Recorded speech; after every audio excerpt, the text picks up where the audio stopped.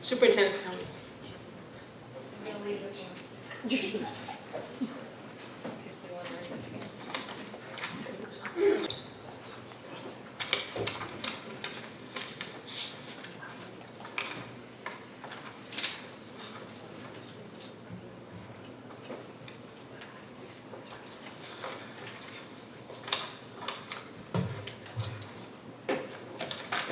The board in the past has asked about,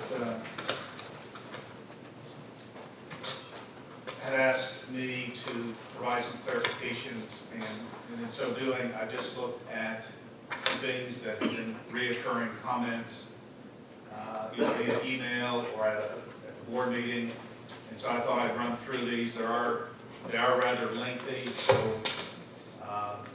won't take any questions, and afterwards we can talk about it or make it a discussion item for the next time. The first issue, opioid antagonists, Narcan. It's been stated, so last year when I asked whether the nurses needed to be trained for Narcan in the district, I was told there was no need for it. Well, the context, under the law and regulations that were in existence last year, schools were prohibited from stocking Narcan. Would not be specifically prescribed for a student. And then there's also the potential legal liability of school nurses because although it protects bystanders, it does not protect medical professionals acting within the scope of their employment. There was a lengthy article in the NISBA publication last November 2014, about a year ago. So last year, there were certain prohibitions or certain liability that was evident in the law. But the law changed on August 11, 2015, which permitted school districts now to provide the Narcan and to maintain the Narcan at each of the school facilities to be used during emergencies. Also, it will protect registered professional nurses to administer opioid-related overdose treatment pursuant to a non-patient specific order. So the difference between last year and this year is a change in the law. How we've responded in a proactive way, over the summer we had a grant that was available to us, so we had 2 of our nurses trained from the high school and the nurse coordinator was trained. And then the remaining nurses were trained today at the Addiction Treatment Center in Orangeburg. So now we have all of our public school nurses trained. The director of TPS will also be trained, the school resource officer is trained. And now that the nurses have been trained, we now have the kits available at each and every one of the schools. And although some would think that maybe it's perhaps a secondary level, unfortunately, the kit had to be used with an adult visiting a building in one of the elementaries within the last 2 weeks. So it's important that we have these kits available. So we have taken care of the training and also the kits are available. CSE review concerns has come up for probably about a year at various times. The comment that was made is the duty of the Board of Ed required by law to read the IEPs thoroughly and inquire as to anything that is unclear or questionable. So within the context, our district policies regarding students with disabilities were completely updated after 23 years. I know there's been some discussion about the importance of whether something is a standing committee or an ad hoc committee, and one of the points made was the policy committee was a standing committee, and so that's why things have to be a standing committee, because look how we've kept up to date on our policies. But we've had a significant gap when it came to our policies with disabilities, and we finally got those updated. January 23rd of this year, I sent each of the board members a memo entitled Streamlined CSE CPSE Review Procedures. And the process was designed to achieve a more efficient, effective outcome while still fulfilling legal responsibilities. The board is required to review the recommended placement and program services for classified students for the primary purpose of arranging the services and the attendant funding. The board will arrange for special education programs and services based upon the recommendation of the CSE or CPSE subcommittee. And the recommendations are coming from the CSE, CPSE. August 11, 2015, during the board retreat, we all received a document that outlined the Board of Education responsibilities with respect to the law. And within that, the school board reviews the recommendations of the CSE. The school board must arrange for the programs and services, and only the CSE may determine the content of a student's IEP and a student's placement, primarily because they have intimate knowledge of the student's needs, in addition to state and federal law. U.S. Department of Education opinion, 2001. Only a student's IEP team may determine the content of the student's IEP. Only the group of individuals specified may determine the educational placement. And this opinion was embedded in one of the lawsuits that a school district was involved in presuming they were to look at IEPs. Regulations of the Commissioner of Education again emphasizes the CSE recommends the program and placement. So the clarification, ultimately it's the CSE or CPSE subcommittee that makes the recommendations regarding placement and services. The board's responsibility is confined to reviewing the recommended placement and the recommended programs and services. The streamlined approach that was distributed in January this year is aligned with our own policies, and the district is in compliance with state and federal law. Family Resource Centers. Comment, the bottom line is all other districts in Rockland County support their own Family Resource Centers, and our district has not supported our FRC for a couple of years from what I learned. Family Resource Centers are funded in a variety of ways: grants, donations, legislative aid, district funding, i.e. local taxpayer dollars, and then a hybrid approach which combines the grants and district funding. The first part of the comment is inaccurate in that all other Rockland County school districts do not support their FRCs with district funds. In fact, one school district does not fund an FRC at all.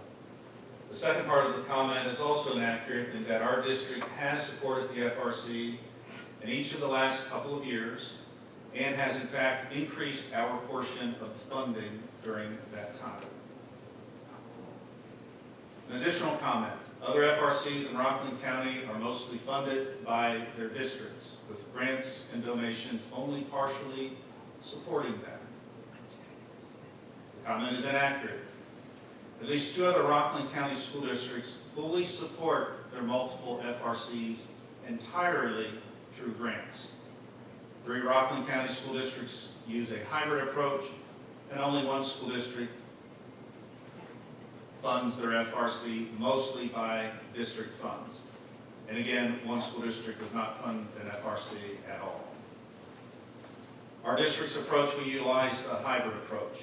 Part of the funds are from a grant, part of the funds are from bullet aid from Assemblywoman Jaffe, and we've been very appreciative of that. She's contributed money each of the last 2 years. And then part of the funds come from the district, which has increased over the last couple of years.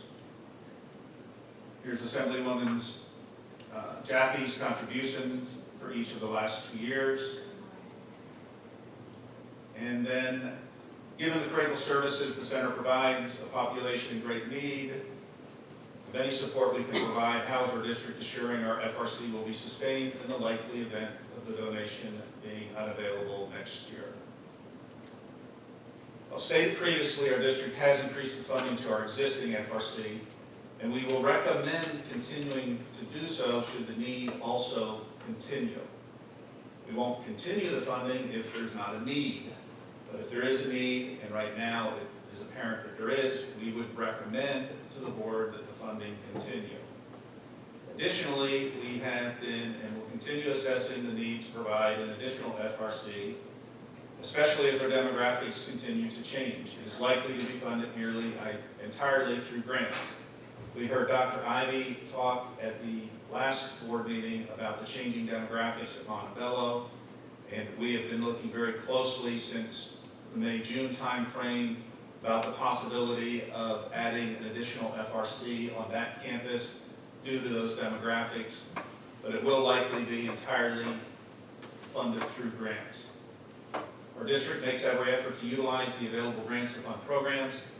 The alternative, if we don't use grants or we don't use aid from Assemblywoman Jaffe or in some cases Senator Carlucci, the alternative is we could use local taxpayer dollars, district funds to fund the FRCs, or we could increase taxes, or we could reallocate existing funds should they be available.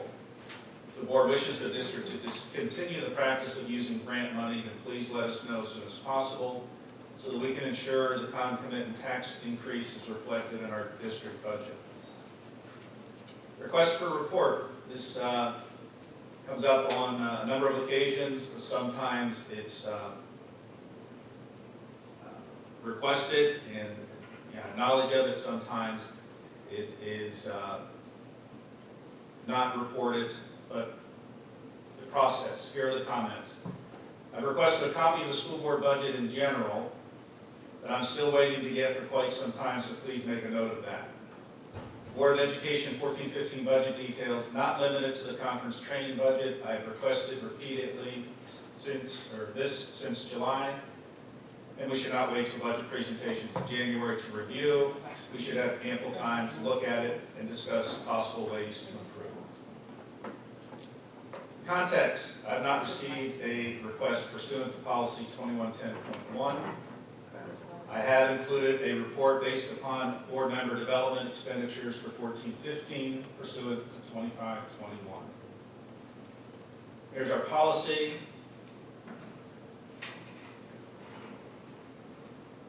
Members should request information not related to meeting agenda items directly through the board president. I think that was also covered during the August retreat that everybody attended.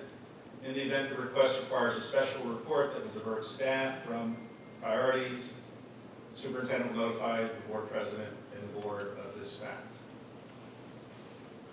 Here were the expenditures for 14-15. This question's come up a number of times. Here are the expenditures from last year.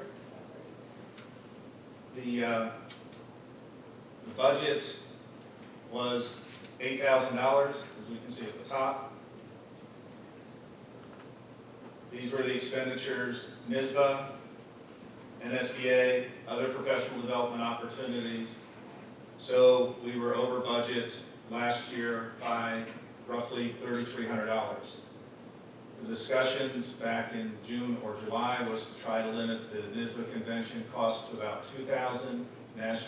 This year it's in Boston to $4,000, and the other development opportunities to roughly $2,000. So you get the 2, 4, and 2 for a total of 8. The Board of Education also receives quarterly reports, revenues, and expenditures. It was on tonight's agenda with the first 8 lines dedicated to the Board of Education budget, which reflects expenditures, revenue, encumbrances. The Board of Education most recently received these reports on November 4th, February 10th, May 19th, again tonight. And additionally, the quarterly reports, revenues, and expenditures are also posted on the district's website. Kelly, would it be possible to pull up the quarterly report? Dr. Adams, I never asked for a quarterly. I asked for the annual for the full 2014-15. I find it highly inappropriate the way you're responding to my requests in public. I'm not responding to your request. Hold on. Some of my emails were quoted right there with quote unquote. I find it very unprofessional. This is not an item to be just standing up and giving comments. This is a discussion item where we're all part of the discussion. I'm highly disturbed by the context and what you're doing right now. Well, thank you for your comment, Amani. Number 1 was my colleague Dr. Howard's request. Number 2 and 3 were mine. This is not the format to respond. I will have comments when you're done, very significant comments. So if we take a look at the first 8 lines there, It shows the budget, it shows adjustments, year-to-date expenditures, the encumbrances outstanding, and the unencumbered balance. That was a quarterly report from March of 2015, and the report tonight is very similar to that, so it does show the expenditures. The information is, like I said, on the website. Go back to the PowerPoint.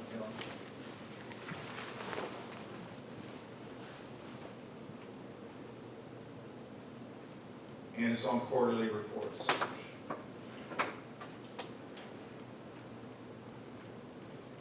Again, not what I asked for.